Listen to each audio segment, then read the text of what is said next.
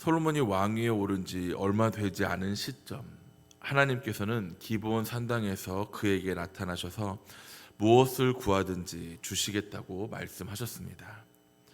솔로몬은 왕 재물이나 장수나 원수의 생명을 구하지 아니하고 백성을 재판할 수 있는 듣는 마음을 구하였습니다. 오늘 우리가 함께 읽은 이 본문 말씀은 그 기도의 응답이 실제 삶의 자리에서 어떻게 나타나고 있는지를 보여주는 첫 번째 장면이기도 합니다. 왕궁의 위험이나 국가적인 대사가 아니라 이름조차 알려지지 않은 두 창기의 다툼 속에서 하나님께서 주시는 지혜가 처음으로 시험대에 오르는 모습이기도 하지요. 가장 낮은 자리에서 벌어지는 가장 은밀한 다툼, 한 나라의 정의가 서 있는지를 가늠하는 저울이 되는 모습입니다. 고대 근동 사회에서 왕은 곧 최고 재판관의 위치에 이릅니다. 오늘날처럼 증거를 채취하고 목격자를 조사할 수 있는 법의학적 수단이 없었던 시대에 왕의 재판은 사실상 최종심이었고 그 판결에 불복할 수 없는 모습이었습니다. 더욱이 본문에 등장하는 이 두 여인은 창기였습니다. 사회적으로 가장 보호받지 못하는 신분이었기에 아무도 이런 증인을 내세울 만한 신분을 갖지 못했고, 또 한밤중에 일어난 일이었기에 아무런 증거나 증인이 없는 그런 상황 앞에 왕 앞에 서게 된 것입니다. 증거도 신분도 배경이 없는 이들에게 남은 것은 오직 왕의 지혜뿐이었던 것이죠.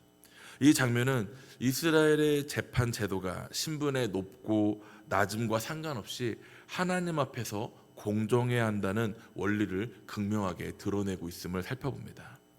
두 여인은 한 집에 살며 사흘 간격으로 각각 아들을 낳습니다. 함께 살았다는 사실 자체가 어찌 보면 이 사건의 비극을 만드는 모습이기도 하지요.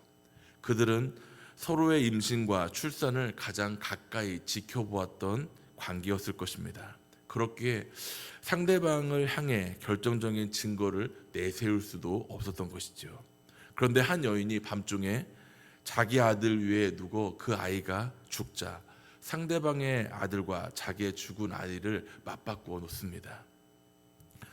이 말씀이 이 여인의 증언이 어찌 보면 말씀 속에서는 담담한 서술형으로 보여지지만 그 속에는 자식을 잃은 슬픔이 곧바로 다른 이의 생명을 빼앗으려는 욕망으로 바뀌는 인간의 욕심의 마음이 이렇게 바뀌어줄 수 있음을 살펴볼 수 있습니다. 슬픔이 회개나 외도로 이어지지 못하고 오히려 은폐와 탈취로 흘러갈 때 그 아픔과 슬픔은 또 다른 죄를 낳고 있음을 찾아봅니다. 아침이 되어 아이를 살피던 여인은 죽은 아이가 자기의 아들이 아님을 알아차립니다. 어머니의 눈은 결코 숙일 수 없음을 한 번 더 찾아보죠. 그러나 그녀에게는 이 사실을 증명할 방법이 아무것도 없었습니다. 목격자도 없었고 증인도 없었기에 어떠한 방법을 동원해서 이 아이가 내 아이가 아니라고 증거할 수가 없었던 것이죠. 두 여인은 살아있는 아이를 두고 서로가 자기의 아들이라고 주장하며 왕 앞에 나왔던 것입니다. 22절에 보면 다른 여자는 이르되 아니라 산 것은 내 아들이요 죽은 것은 내 아들이라 하고 이 여자는 이르되 아니라 죽은 것이 내 아들이요 산 것이 내 아들이라며 왕 앞에서 이와 같이 쟁론하는지라고 말하며 23절과 반복해서 서로 자기의 아들이라고 엇갈려 주장하고 있는 모습을 살펴봅니다. 히브리어 원문에서도 두 문장은 거의 동일한 구조로 맞물려 있어서 듣는 이로 하여금 진실이 완전히 대칭적인 말싸움 속에 갇혀 있었던 느낌을 받게 합니다. 그저 두 여인의 말만 들으면 서로가 자기 아들이라고 주장하니 무엇 하나 옳고 그름을 분별하기가 어렵다는 것이죠. 인간의 언어와 논리만으로 결코 풀 수 없는 막다른 자리에 있었던 것입니다. 이 지점에서 솔로몬의 재판은 인간적인 지혜의 한계를 넘어서 하나님의 방법으로 전개되는 모습을 살펴봅니다. 그는 칼을 가져오라고 명하고 산 아들을 둘로 나누어 반으로 나누어 한쪽씩 나누어 주라고 명령합니다. 이는 실제로 아이를 해하려는 의도가 아니라 두 여인의 마음속에 감추어진 것을 드러내기 위한 지혜의 장치였던 것이죠.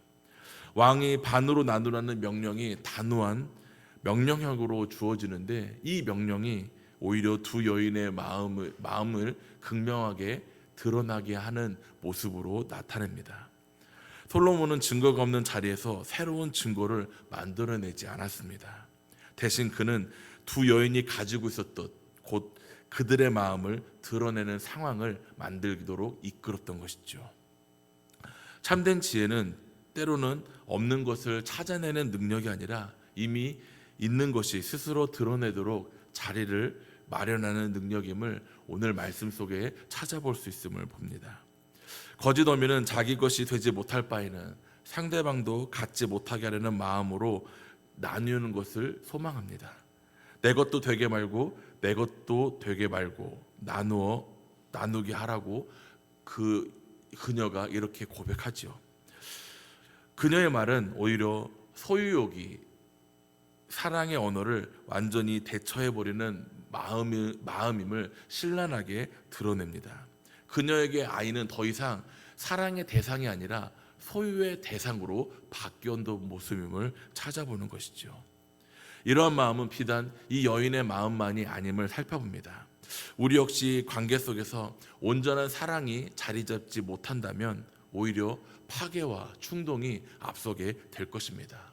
이러한 마음이 가정에서나 공동체에서나 신앙의 자리에서 내가 갖지 못한다면 다른 이도 갖지 못하게 한다라는 마음을 갖게끔 하며 오히려 그 마음이 다른 마음을 뒤엎는 마음으로 바뀌어지게 된다는 것이죠. 우리 역시 이런 마음이 혹 있진 않은지 살펴보아야 합니다. 혹 무언가 되려는 상황 속에 내가 되지 못할 바에는 남도 되지 못하게 하라는 분탕질하는 마음이 혹 우리 안에 있는지 오늘 말씀을 통해 돌아봐야 할 것입니다. 그러나 참 어미는 전혀 다른 반응을 보입니다. 그는 내 주여 산 아이를 그에게 주시고 아무쪼록 죽이지 마옵소서라며 부르짖습니다. 그 부르짖음 앞에는 그녀가 그 아들을 위해 마음이 불붙는 것 같다고 성경은 기록하고 있습니다. 이는 단순한 감정의 동요가 아니라 자기의 존재 일부를 내어주더라도 그 생명을 살리고자 하는 근본적인 모성의 부르짖었음을 살펴봅니다. 그녀는 아이를 읽는 순간에도 그 아이를 살릴 수만 있다면 그것으로 족하다 여기며 부르짖었던 것이죠. 자신의 권리, 자신의 명예, 자신의 승리보다 상대방의 생명이 앞섰던 것입니다. 이것이야말로 하나님의 형상을 따라 지음받은 인간이 보여줄 수 있는 가장 깊은 사랑의 모습이며 동시에 하나님께서 자기 백성을 향해 품으신 긍휼의 그림자의 모습이기도 합니다. 구약 전제에서 하나님의 긍휼을 표현할 때 사용되는 이 라함임은 곧 자궁에서 유래한 애끓는 사랑을 뜻하는 단어이며 또 그 정사가 이 창기의 부르짖음 속에 고스란히 담겨 있음을 살펴봅니다. 하나님의 형상이 신분이나 자격과 상관없이 인간이 가장 깊은 곳에서 여전히 새겨져 있는 모습임을 오늘 말씀을 통해 우리에게 보여주고 있는 것이죠. 솔로몬은 이 두 여인의 반응을 통해 진실을 가려냅니다. 그는 거짓을 증거로 판별하려는 것이 아니라 사랑의 성격으로 판별했음을 살펴봅니다. 참 사랑은 소유보다 상대방의 생명을 앞세운다는 사실을 드러내는 순간 재판은 끝이 났음을 살펴봅니다.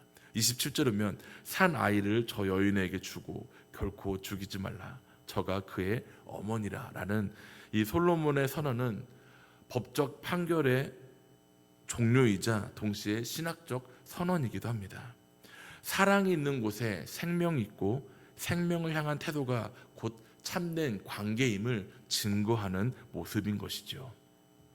이는 요한복음에서 선한 목자가 양을 위하여 목숨을 버린다 하시는 예수님의 말씀과 맞닿음을 찾아봅니다. 참된 사랑은 언제나 자기를 포기할지언정 생명을 포기하지 않습니다.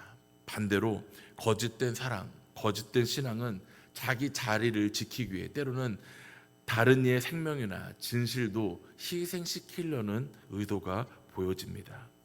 이 재판이 우리에게 보여주는 통찰은 여기서 한 걸음 더 나아갑니다. 온 이스라엘의 왕의 심리한 결과를 듣고 왕을 두려워한다고 성경은 기록하고 있습니다. 이는 단순한 솔로몬의 명석함에 대한 감탄이 아니라 하나님께서 그 안에 재판하는 지혜를 주셨음을 깨달았기 때문이라고 분명히 밝히고 있습니다. 참된 지혜는 사람을 감탄하는 데 그치지 않고 하나님을 두려워하게 만드는 것임을 살펴봅니다. 잠언은 여호와를 경외하는 것이 지혜의 근본이라고 말하는데 오늘 본문은 그 원리가 거꾸로 성립되는 것을 보여줍니다. 참된 지혜가 나타나는 곳에 사람들은 다시금 하나님을 두려워하게끔 만든다는 것이죠. 한 나라의 통치 기반은 군사력이나 경제력이 아닌 가장 약한 자들의 문제를 하나님의 마음으로 판단할 수 있는 지도자의 존재가 있다는 사실 자체가 그 사건을 통해 조용히 또 분명하게 증언하고 있음을 살펴봅니다. 우리의 삶 속에도 증거 없는 말과 말이 부딪히는 순간이 분명히 있을 것입니다.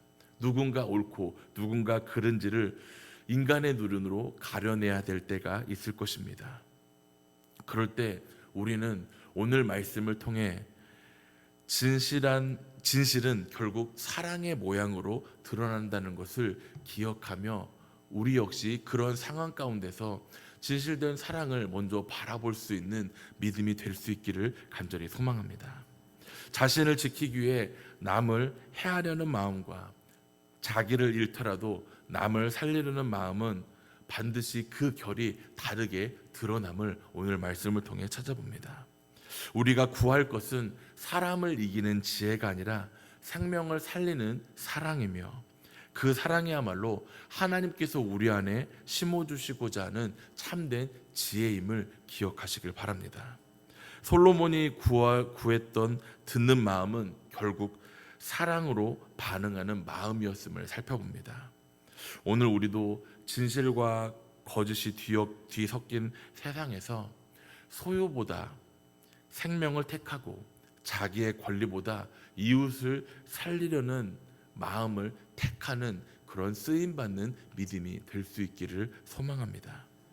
그 마음을 구하는 자가 하나님께 사용되어지는 믿음의 백성임을 기억하시면서 오늘 말씀을 통해 하나님의 사랑이 우리 안에 있음을 또 받은 그 사랑을 나타낼 수 있음을 기억하시기를 소망합니다.